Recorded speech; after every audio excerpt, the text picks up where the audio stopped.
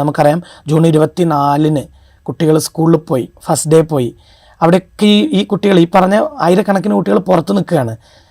തങ്ങളുടെ സഹപാഠികൾ അലോട്ട്മെൻറ്റ് കിട്ടി ക്ലാസ്സിലിരിക്കുന്ന വേളയിലാണ് ഇവർ പുറത്ത് നിൽക്കുന്നത്. ഇതൊരു രക്ഷിതാവിനെ സംബന്ധിച്ചിടത്തോളം വിഷമമാണ്. തീർച്ചയായിട്ടും അവർ മറ്റു മാർഗ്ഗങ്ങൾ തേടും.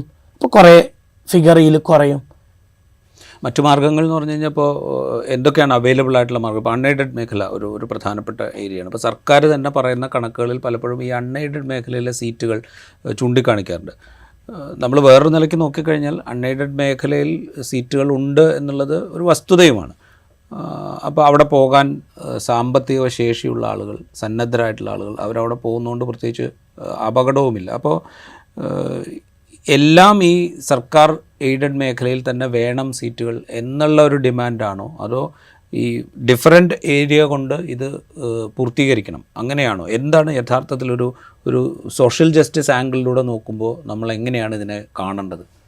ഈ ക്വാണ്ടിറ്റിയും ക്വാളിറ്റിയും നമ്മളെപ്പോഴും പറയാറുണ്ട്. ഒരു ക്ലാസ് റൂമിലെ സ്ട്രെങ്ത്ത് കൂടാതെ അത് പ്രൊവൈഡ് ചെയ്യുന്ന ഫാക്കൽറ്റീസിൻ്റെ ക്വാളിറ്റി, അതൊരു ഘടകം തന്നെയാണ്. എയ്ഡഡ് സ്കൂളിലെ ഫീസ് അഫോർഡ് ചെയ്യാൻ പറ്റുന്ന ആളുകൾ അത് ഓക്കെയാണ്. പക്ഷേ ഇത് അഫോർഡ് ചെയ്യാൻ പറ്റാത്ത ആളുകളുണ്ടായിരിക്കും.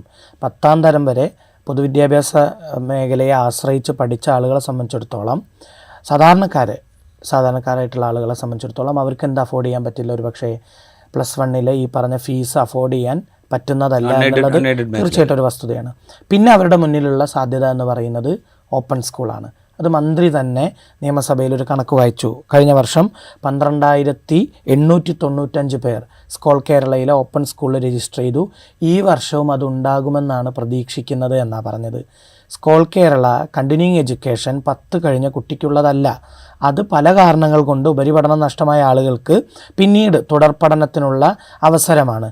നമ്മൾ മനസ്സിലാക്കേണ്ടത് 10ാം ക്ലാസ് കഴിഞ്ഞൊരു കുട്ടി, 14-15 വയസ്സുള്ള കുട്ടി, അവൻ്റെ അല്ലെങ്കിൽ അവളുടെ കൗമാരക്കാരായിട്ടുള്ള ഈ കുട്ടികൾ സമപ്രായക്കാരായ പിയർ ഗ്രൂപ്പിനൊപ്പം പഠിക്കുമ്പോൾ അക്കാഡമിക്സ് മാത്രമല്ലല്ലോ നമ്മൾ പെർസ്പെക്റ്റീവിൽ നോക്കേണ്ടത്, കുറേ ലൈഫ് സ്കിൽസ് അറ്റൈൻ ചെയ്യേണ്ടതായിട്ടുണ്ട്. ഇതൊക്കെ അവർക്ക് നിഷേധിക്കപ്പെടുകയാണ്. അവിടെയാണ് നമ്മൾ ഈ പറയുന്ന ഒരു സോഷ്യൽ ഇൻജസ്റ്റിസ് ആണ് ഈ വിഷയമെന്ന് പറയാൻ കാരണം.